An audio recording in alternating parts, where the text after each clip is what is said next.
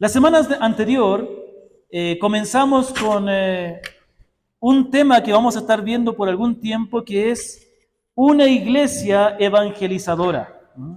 Queremos ser una iglesia que sea usada por Dios para que otros lleguen a ser salvos, ¿o no? ¿Sí o no? Queremos ser una iglesia, queremos ser creyentes que sean usados por Dios para que otros sean salvos. Hermanos, eso es algo maravilloso. Eso es lo que yo la semana anterior quería contarles, pero me perdí después. Cuando les conté que el Señor me llamó a servirle, que yo llevaba la Biblia al colegio y todo, era porque Dios me había puesto en mi corazón, o yo había encontrado como algo maravilloso, pensaba yo en mi vida, y lo sigo pensando, que Dios me pudiera usar para que alguien fuera salvo. Yo cuando tenía 16 años, Dios empezó a poner en mí el deseo de predicar la palabra. Y me acuerdo que yo me apropié de las palabras del apóstol, que en una parte él dice, porque me es impuesta necesidad y ay de mí si no predico el evangelio. Puedo decir que ese versículo, ese texto de la Biblia que dijo el apóstol Pablo, reflejaba lo que había en mi corazón a los 16 años cuando el Señor me llamó a ser misionero.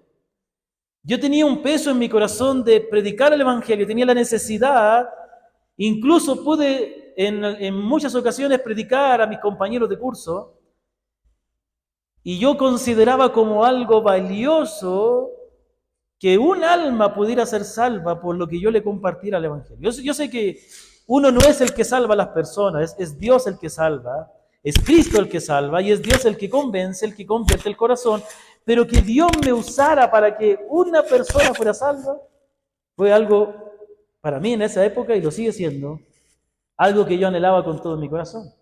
Bueno, Dios después fue perfeccionando y me puso otra meta, era, si Dios me permitiera comenzar una iglesia, una congregación. Y bueno, el Señor nos permitió comenzar la iglesia en Molalillo y bueno, esta iglesia de alguna manera replantarla, ¿no? Entonces, hermanos, tenemos que tener en nuestro corazón una ambición santa, una ambición correcta, ¿no? Mire, la ambición no es mala, lo malo es que ambicionamos lo incorrecto.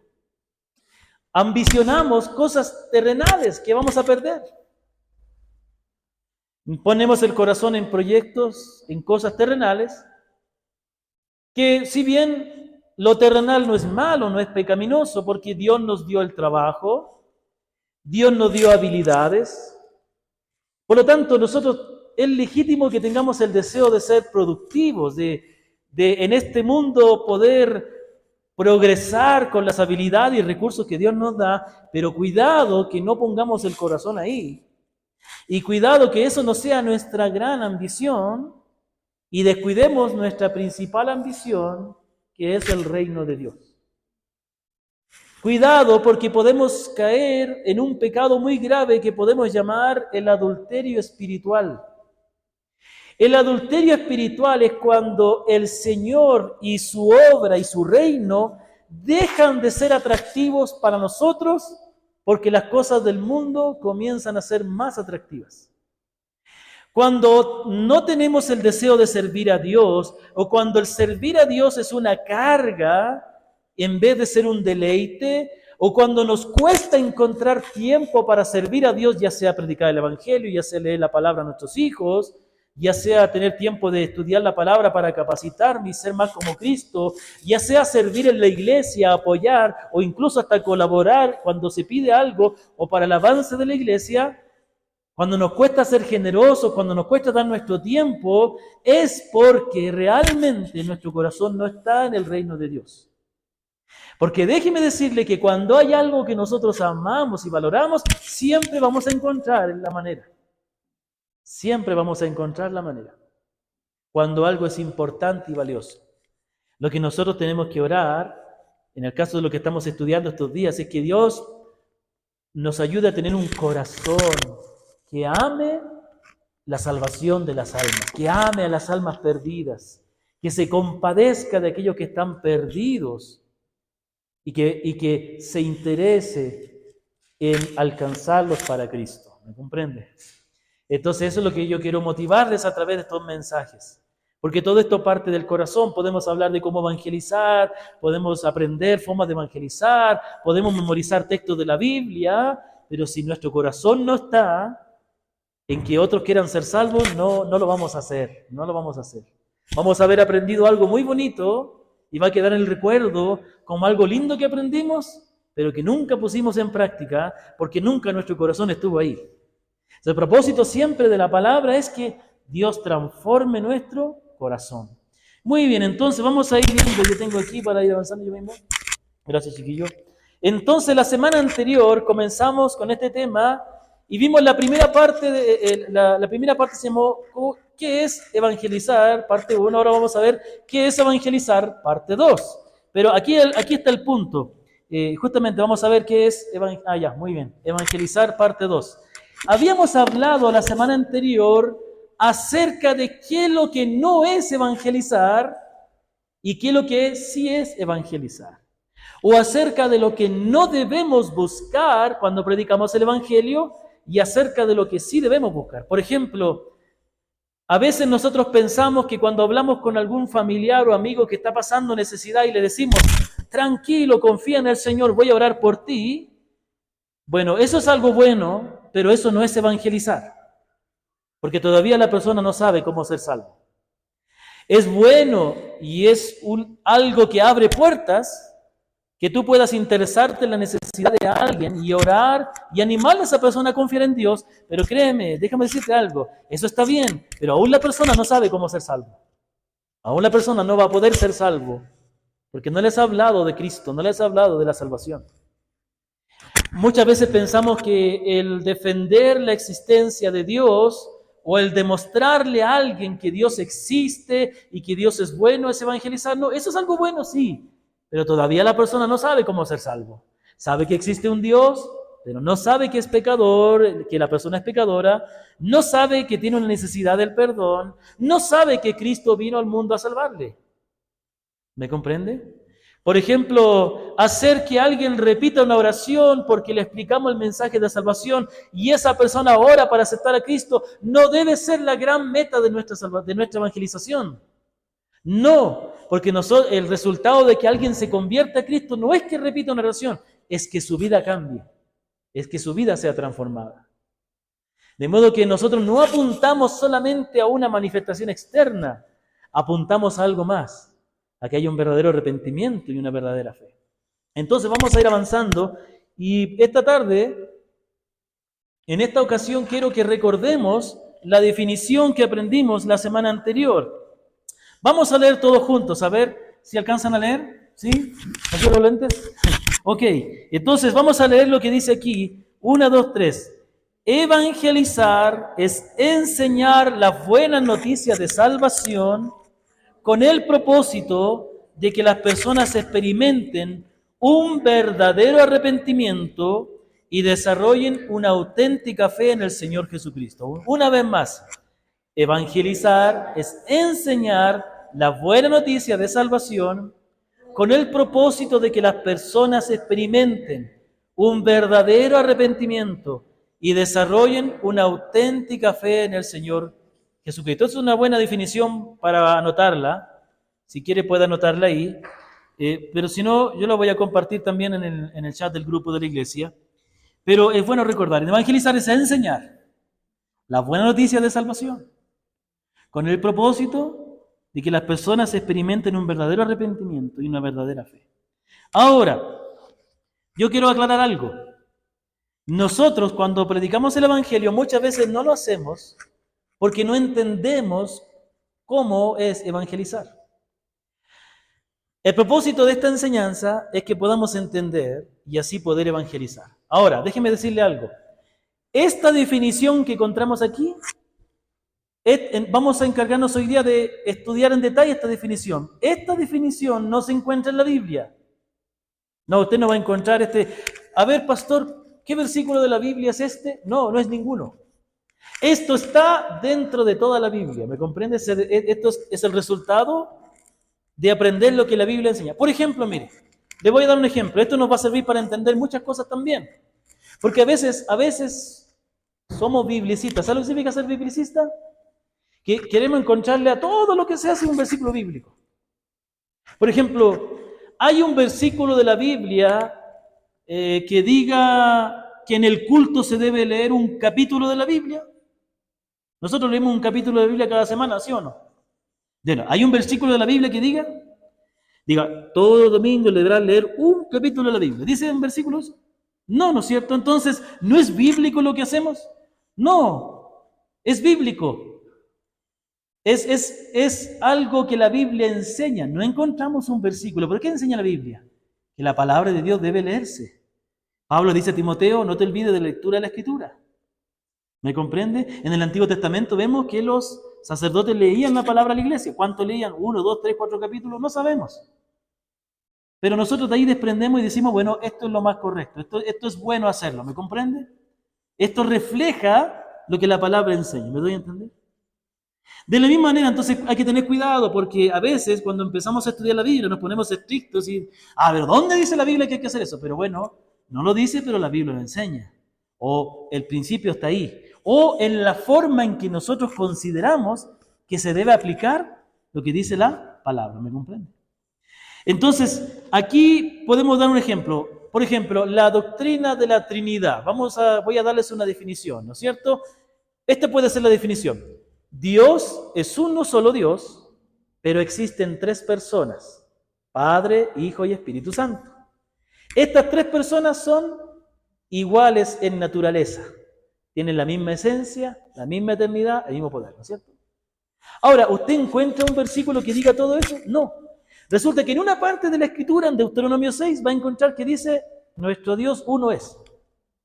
Ah, muy bien. Después va a Génesis y cuando Dios habla dice, hagamos al hombre. Después para la torre de Babel dijo Dios, descendamos. Entonces vemos que Dios habla en plural. En un versículo por acá encontramos que dice que Dios es uno. En otro versículo de acá encontramos que Dios habla en forma plural, como que fuera más de un solo ser. Y después llegamos al Nuevo Testamento y la Biblia dice, bautizándonos en el nombre del Padre, del Hijo y del Espíritu Santo. Entonces pone al Padre y al Hijo de la misma manera, a la misma altura, a la misma autoridad. Y después encontramos que hay un versículo en los evangelios donde dice que alguien se apostró y adoró a Jesús y Jesús recibió la adoración, a Jesús se la adora. Por otra parte, encontramos en el libro de los Hechos, cuando dice que ciertas personas mintieron, el apóstol Pablo dijo, mintieron a Dios, y está hablando del Espíritu Santo. Entonces, vemos que entonces después de todo eso decimos, bueno, Dios es uno, pero existen tres personas que a las tres personas se le debe adorar, etc. ¿Me comprenden? De lo mismo también, aquí encontramos que en una parte de la Biblia habla del evangelismo como enseñar, en otra parte encontramos que la Biblia dice que el evangelio son las buenas noticias de salvación, que hablan de Cristo, en otra parte encontramos que del arrepentimiento y la fe. Entonces, de ahí elaboramos esta definición, ¿ya? Entonces, vamos a ver aquí, primero, antes de esto quiero decir lo siguiente. Estamos aquí para aprender cómo evangelizar. Eso es lo que necesitamos como iglesia. Hay muchas cosas más que necesitamos. Ahora, dentro de los textos que vamos a ver, Dios también a lo mejor va a hablar de otras cosas, porque así es cuando se expone la palabra, ¿me comprende? Pero quiero que tratemos de aprender bien esto, porque muchas veces evangelizamos, o no evangelizamos, mejor dicho, porque no entendemos cómo hacerlo, o porque pensamos que nos corresponde algo que no nos corresponde. Ya vamos a ver. La primera cosa que vemos aquí es que evangelizar es enseñar. Evangelizar es enseñar. Y ahí tenemos dos textos que vamos a ver. Primero, déjeme decirle algo. Muchas veces yo no evangelicé o no evangelicé bien porque yo, más que ver el evangelismo como un trabajo de enseñanza, yo veía el evangelismo como un producto que quería vender. Entonces déjeme decirle algo, para explicar que evangelizar es enseñar, quiero utilizar esta analogía que la estuve pensando bien, esta ilustración que estuve pensando. Evangelizar lo vamos a comparar con vender. ¿El vendedor qué hace? El vendedor presenta un producto, dice, miren, tengo este juego de la Cena del Señor. Viene de color dorado y tiene una cruz al medio. Y si usted la abre, va a encontrar las copitas listas para servir la Cena del Señor, el vino o el jugo de uva. ¿Qué le parece? ¿Cómo se vería su iglesia los domingos participando en algo así? En vez de esos vasitos de plástico que venden en el Supermaxi. ¿Me comprende? ¿Qué hace el vendedor? Muestra, explica, ¿no es cierto? Pero ¿cuándo el vendedor ha logrado su objetivo? ¿Cuándo? ¿Cuándo? A ver, usted. Yo le convencí que el producto es bueno. Entonces me voy tranquilo porque yo como vendedor fui y la persona quedó contenta de que el producto es bueno. No, el vendedor no se va contento. ¿Cuándo el vendedor ha cumplido su meta? Cuando logra concretar la venta. Ahí está, pero estamos bien. Tranquilo, hermano, estamos bien. Está bien. Sí, la persona se convence de que el producto es bueno, pero cuando lo compra, ahí es donde el vendedor ha logrado su objetivo, ¿no es cierto? El vendedor no se contenta con haber mostrado el producto, el vendedor quiere que se lo compren, y ahí ha concretado la venta, ¿me comprende? Bueno, eso no es evangelismo. ¿A qué me refiero? Evangelizar no es que usted logre que la persona se convierta, porque usted no lo hace, eso lo hace el Señor, ¿me comprende?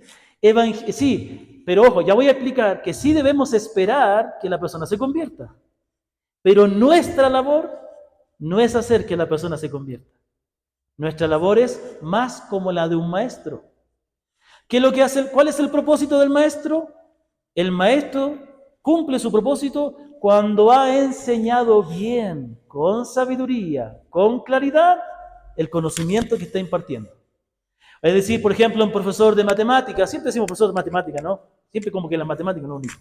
Ya. El profesor de matemática, el propósito de él es que los alumnos entiendan y logren aplicar la matemática a su vida, ¿no es cierto? Pero él no puede determinar qué harán los alumnos después con la matemática.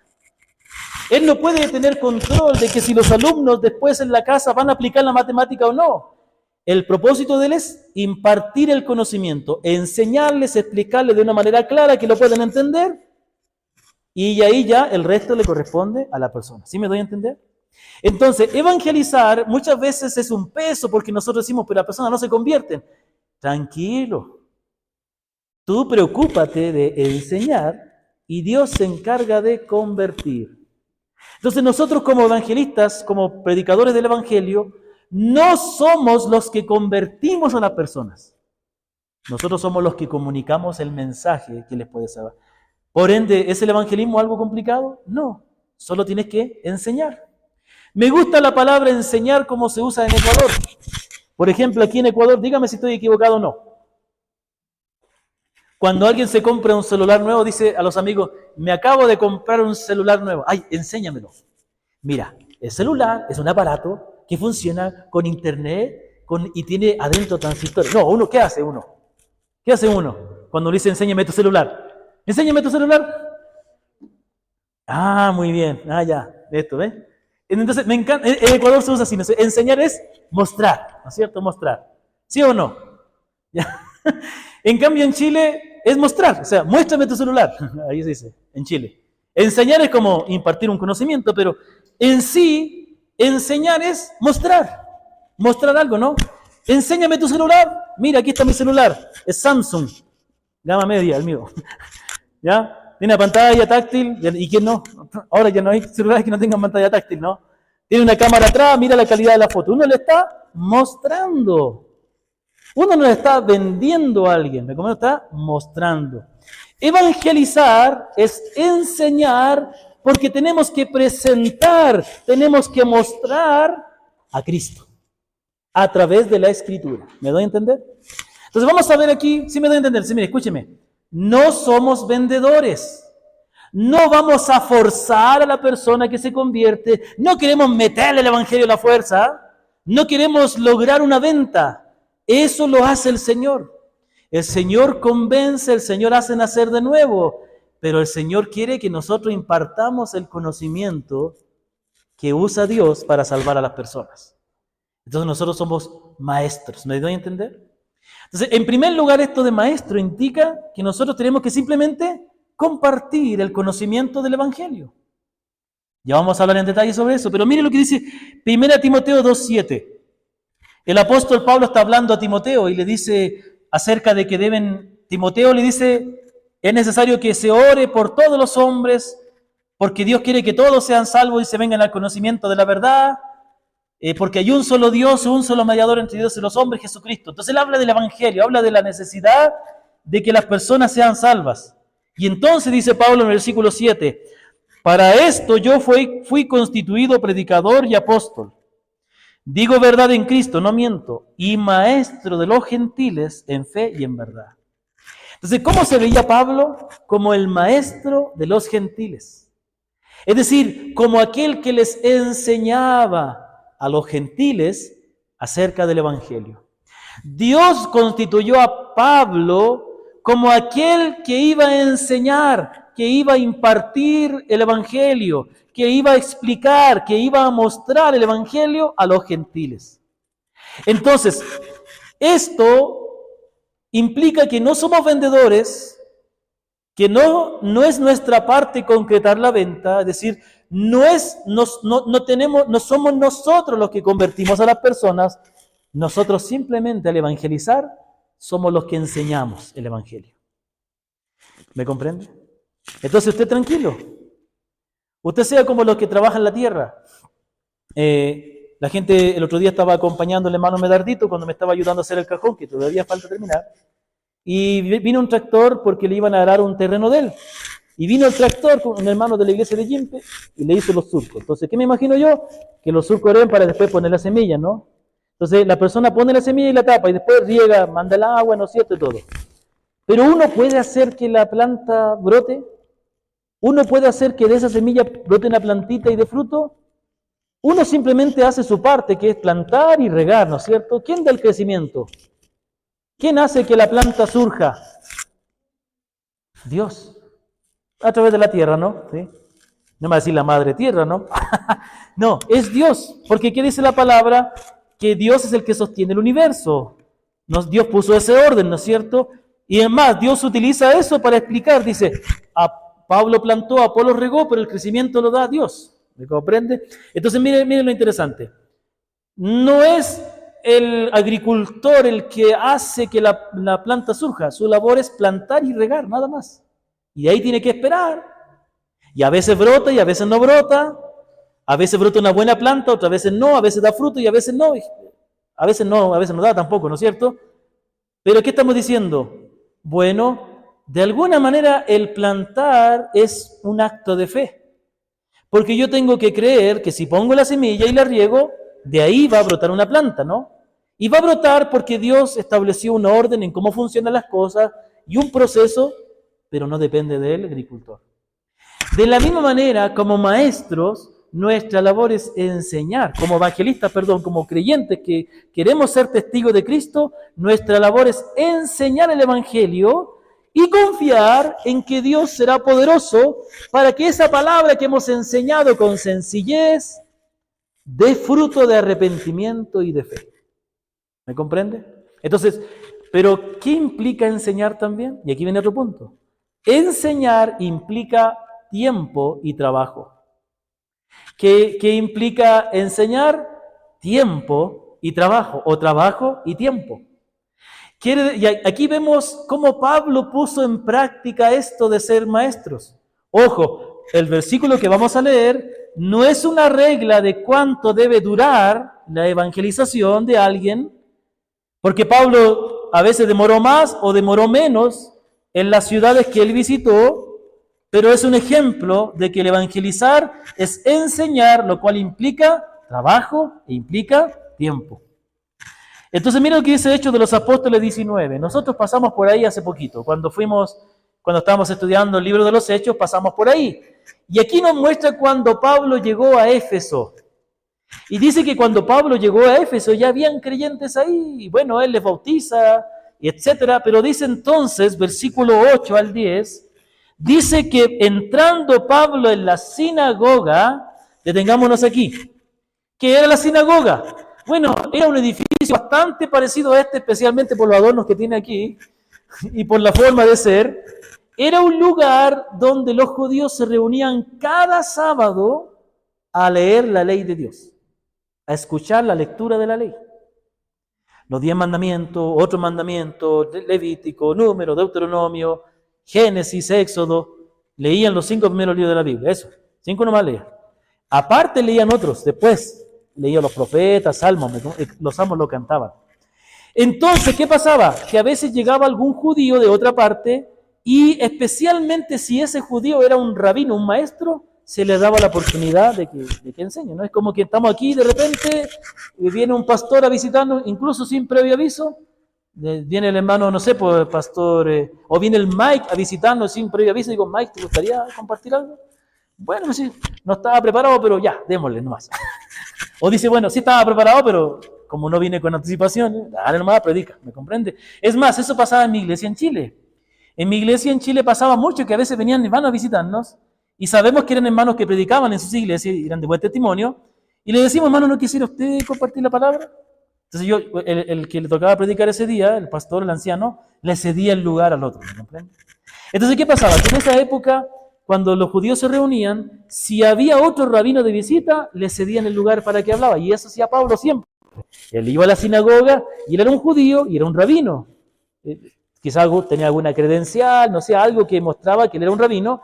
Y entonces le daba el lugar. Entonces, cuando le daba el lugar, él predicaba que Cristo era el Mesías. Entonces, eso es lo que hizo Pablo. Dice, y entrando en la sinagoga, habló con denuedo, es decir, con valentía. Es una palabra que nosotros no usamos, ¿no? Denuedo es una palabra antigua que quiere decir valentía, ¿no? Por espacio de ¿cuánto? 3 meses. ¿Cuánto tiempo estuvo predicando en la sinagoga? 3 meses, sábado tras sábado iba y hablaba. Mira lo que dice, discutiendo y persuadiendo acerca del reino de Dios. De alguna manera, estas personas tuvieron interés y le pidieron que siga hablando y él pidió permiso quizás para seguir hablando. ¿Y qué pasó después de los 3 meses? Hablamos de que no estaba todos los días, sino solo los sábados. Los sábados seguramente iba 3 meses. ¿Cuántos son? Son 12 sábados más o menos, ¿no es cierto? 12 sábados estuvo ahí predicando, hablando de que Cristo era el Mesías. ¿Qué pasó?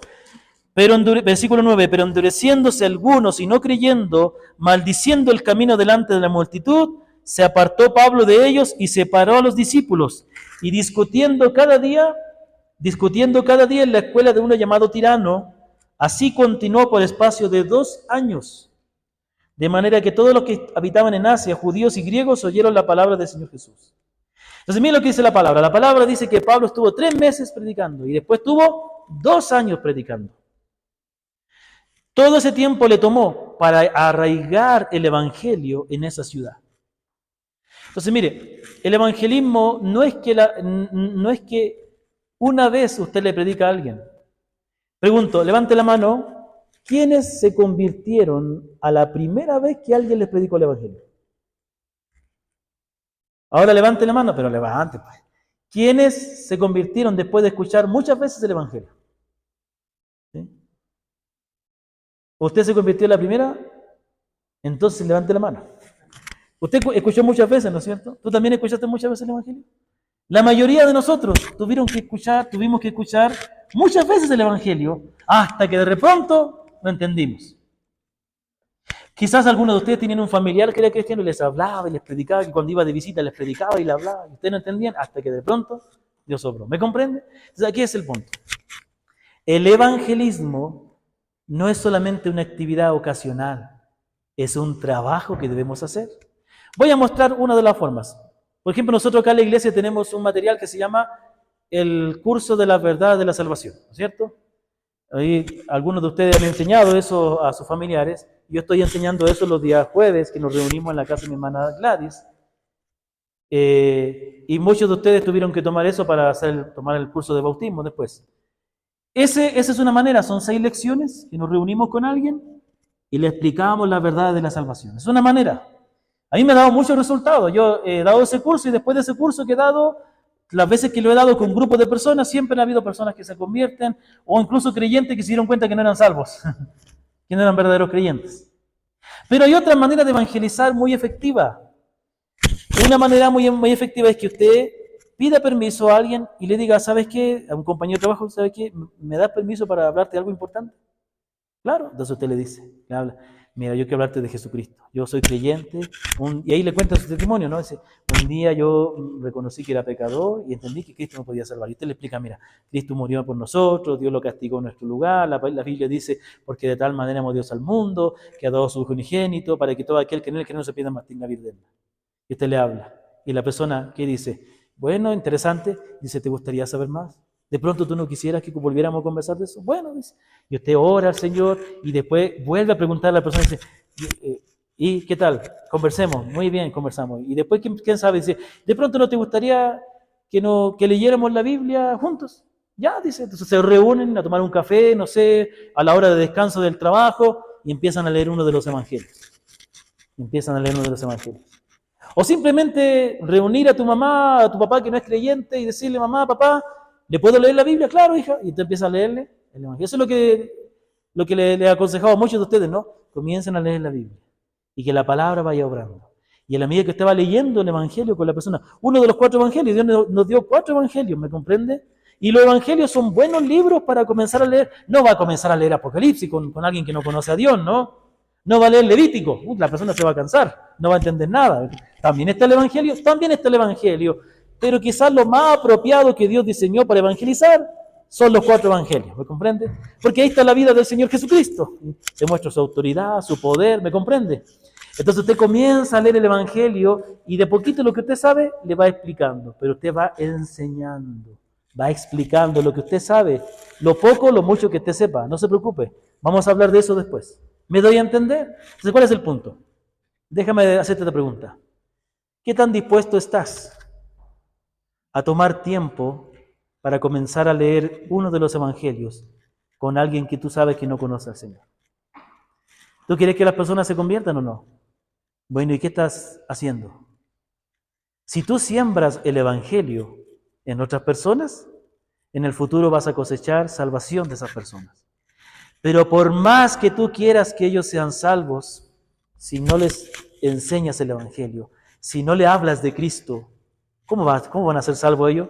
¿Van a tener un sueño? ¿Van a tener una iluminación? No, de repente, ¿sabes qué? Me convertí porque tuve un sueño que me dijo que Cristo era el Salvador.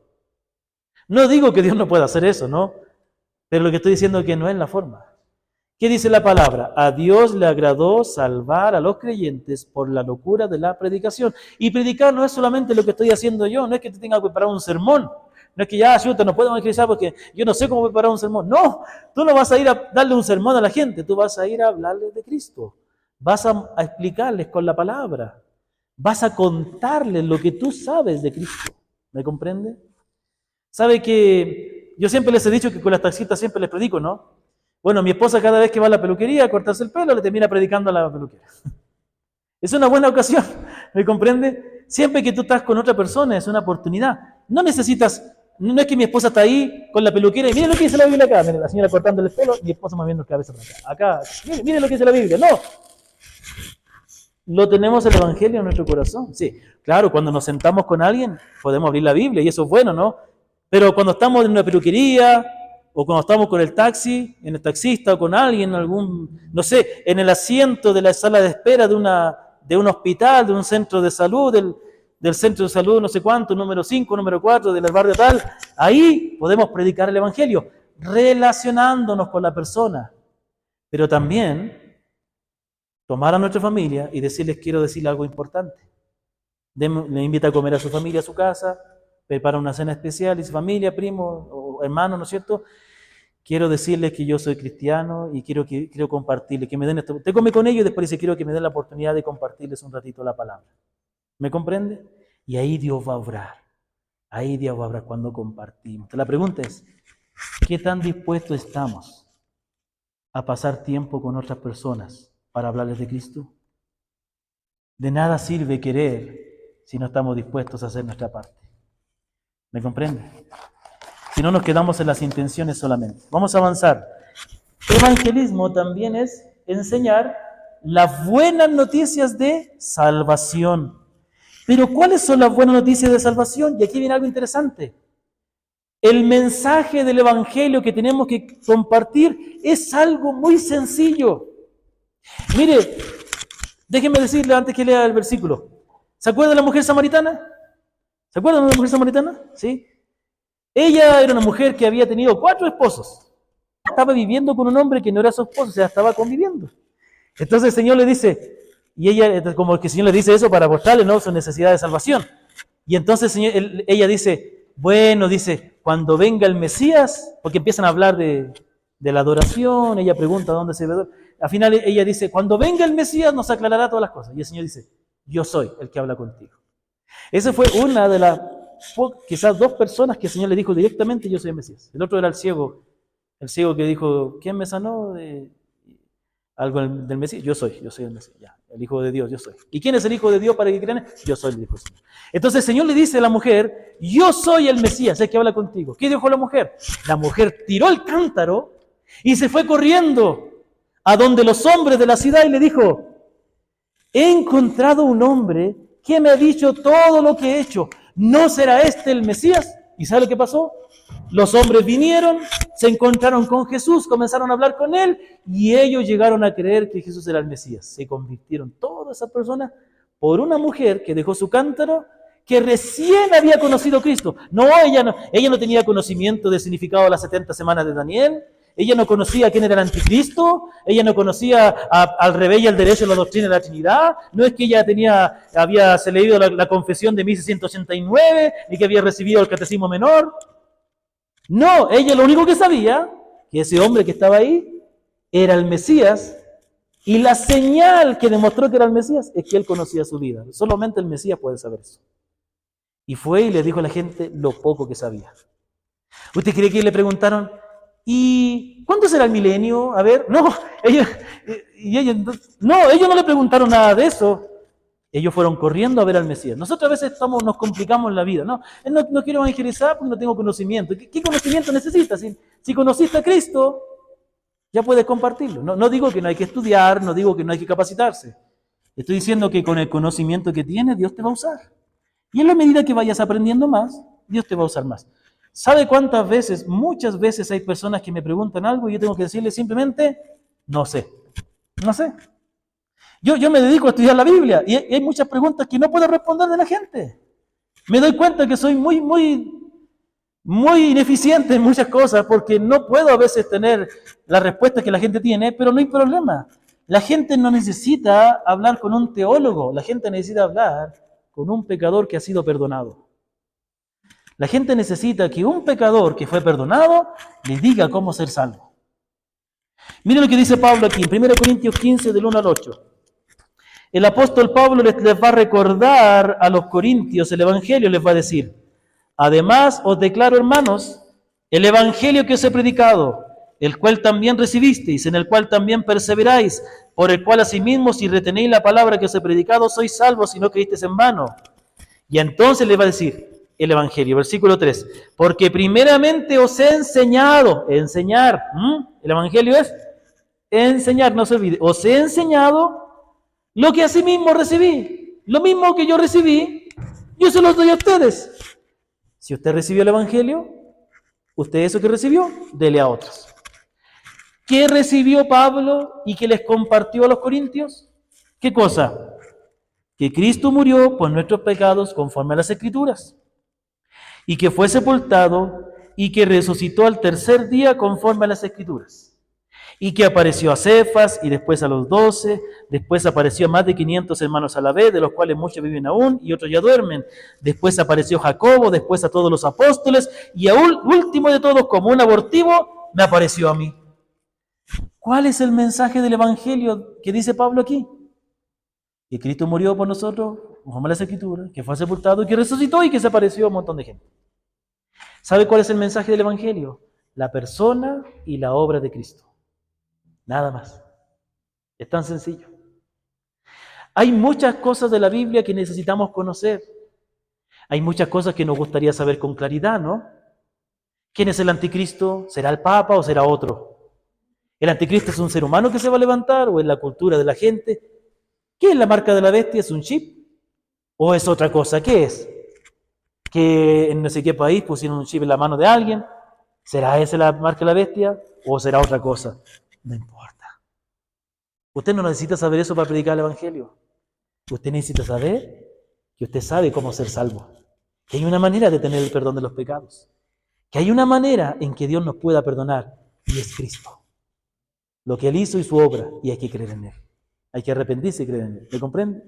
Entonces vamos a ver, Dios mediante, la próxima semana, acerca de este mensaje, de cuál es el mensaje central del Evangelio. Hay otras verdades que acompañan el Evangelio, pero esto es lo principal. Predicar el Evangelio es hablar de Cristo. Es hablar de la persona y las obras de Cristo. Es el mensaje del Evangelio. ¿Me doy a entender? ¿Estamos? Entonces, mire, predicar el Evangelio es tan sencillo como contarle a otros de ese Cristo que usted conoce. ¿O no lo conoce? ¿Lo conoce o no? ¿Sí? ¿Ha hecho Cristo algo en su vida? Cuéntelo. Parte del Evangelio también es contar lo que Cristo ha hecho en nosotros. ¿Qué dijo la mujer? He conocido a un hombre que me ha dicho todo lo que he hecho. Ella contaba lo que Cristo hizo en ella. Le reveló su pecado. Conocí a un hombre que me reveló mi pecado. Creo que Él es el Mesías. ¿No será este el Mesías? No es que ella no lo creyera. Es que ella a lo mejor les estaba diciendo, no será que Él es. Ella estaba creyendo en Él ese rato, ¿me comprende? Tan sencillamente como eso. Vamos a ver que en cuarto lugar, en tercer lugar, predicar el Evangelio tiene un propósito. Predicar el Evangelio es enseñar la buena noticia de salvación. ¿Cuáles son las buenas noticias de la salvación? La persona y la obra de Cristo, con un propósito claro. Usted tiene que esperar algo. ¿Cuáles son los propósitos que no debemos buscar? Lo que hemos dicho, ¿no? Principalmente nuestro propósito al evangelizar, principalmente no es que la persona reconozca que existe Dios. Principalmente no es que entiendan que no se debe adorar ídolos.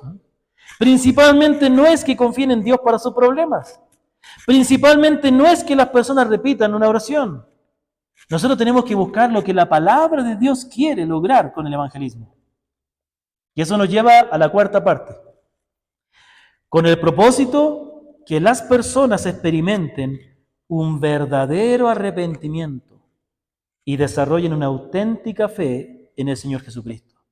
Mire, yo añadí intencionalmente ahí la palabra verdadero y genuino o auténtico, porque en el día de hoy estamos llenos de gente cristiana, pero que no son cristianos verdaderos. Créame que yo tengo una lista grande, que creo que voy a hacer otra lista. Esta es para la lista de personas que dicen ser cristianos, pero yo voy a orar para que sean verdaderos, si es que no lo son, porque tampoco puedo, no es que ando juzgando a la gente, no.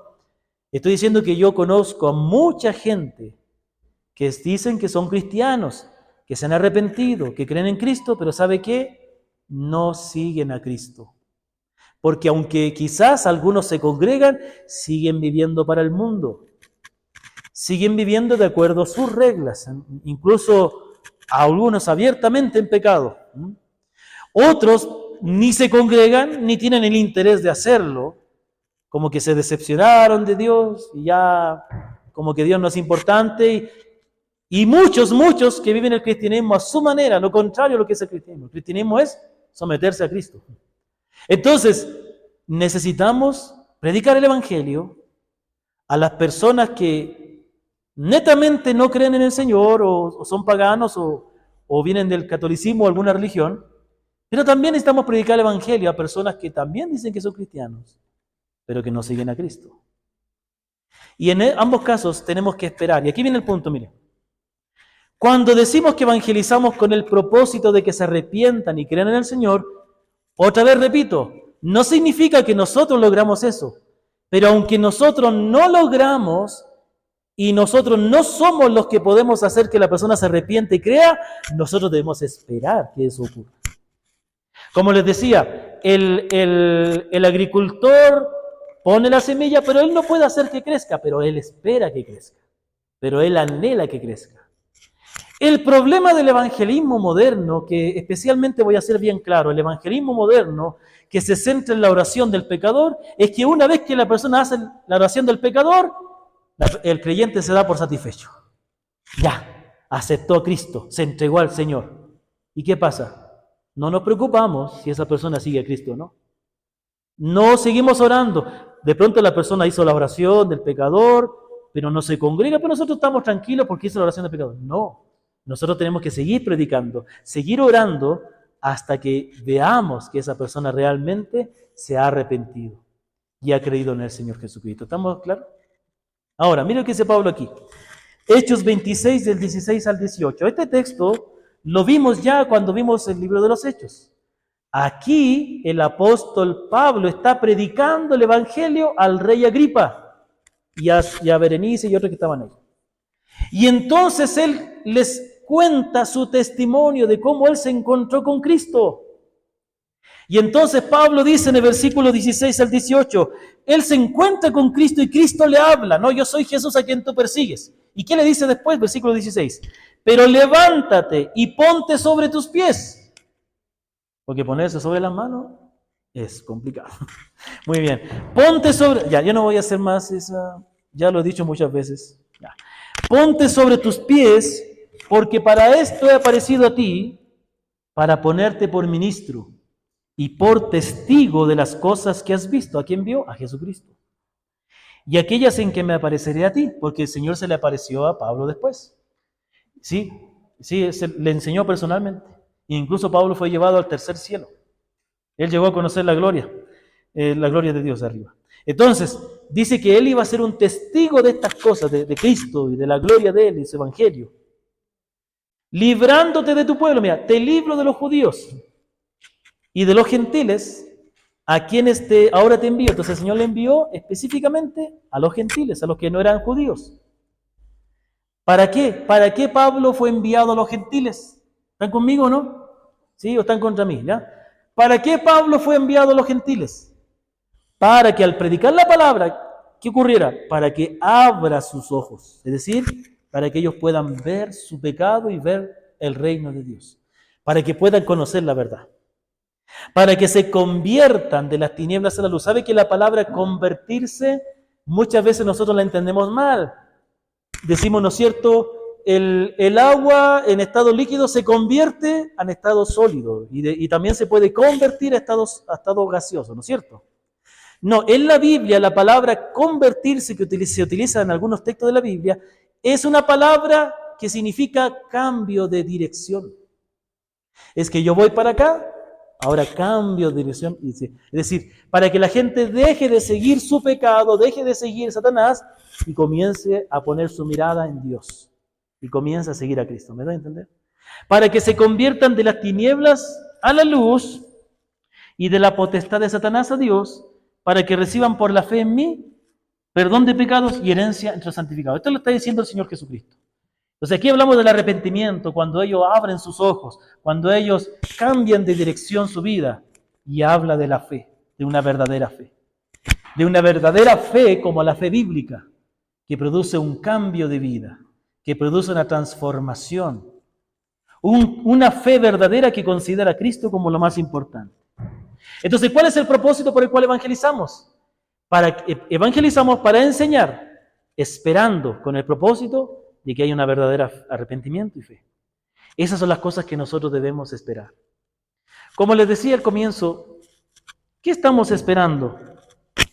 ¿Estamos esperando de que Dios obre? ¿Tú estás esperando con ansias, con expectativa, con oración, de que Dios obre poderosamente en tu familia? Si es algo que anhelas, ¿cuánto estás orando para que eso ocurra? ¿Y qué estás haciendo para que eso ocurra? Dios usa la predicación, ya. Predica. Habla de Cristo. Comparte. ¿Me comprende? Sería ilógico que el campesino o el agricultor se parara en el terreno y decir, ¿y hasta cuándo no va a brotar aquí maíz? La pregunta es, ¿plantaste maíz? No, no he plantado. Entonces, ¿qué esperas? Si no sembramos la palabra, ¿cómo vamos a esperar que gente se convierta? ¿Queremos que Ambato conozca a Cristo? Bueno, prediquemos el Evangelio. Empecemos orando, como hicimos el desafío la semana anterior, y predicando, poniéndose a la disposición. Quiero terminar con estas preguntas. Hácete esta pregunta a ti mismo o a ti misma. ¿Estoy dispuesto a hacer el trabajo de enseñar el Evangelio para que otros sean salvos? ¿Estoy dispuesto, o dicho de otra manera, ¿estoy dispuesto a invertir tiempo de mi vida? Estoy seguro que todos nosotros vamos a trabajar o estudiar aunque tengamos miles de cosas que hacer.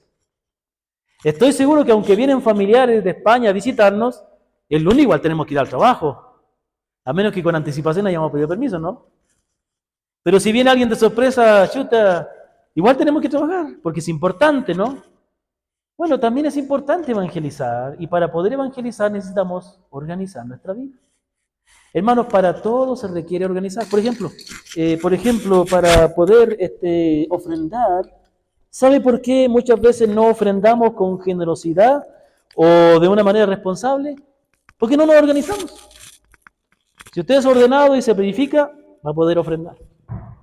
¿Por qué? Lo he dicho muchas veces, ¿no? ¿Por qué hay personas que les cuesta congregarse? Porque a lo mejor hay cosas que tienen que ordenar.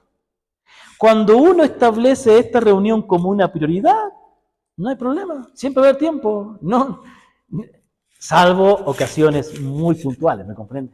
Cuando nosotros también si nos organizamos y nos ordenamos, si consideramos el predicar el Evangelio como una prioridad, vamos a organizar nuestra vida y lo vamos a poder hacer. Otra pregunta, escucha atentamente, ¿estoy esperando que Dios obre de manera poderosa en la vida de mis conocidos?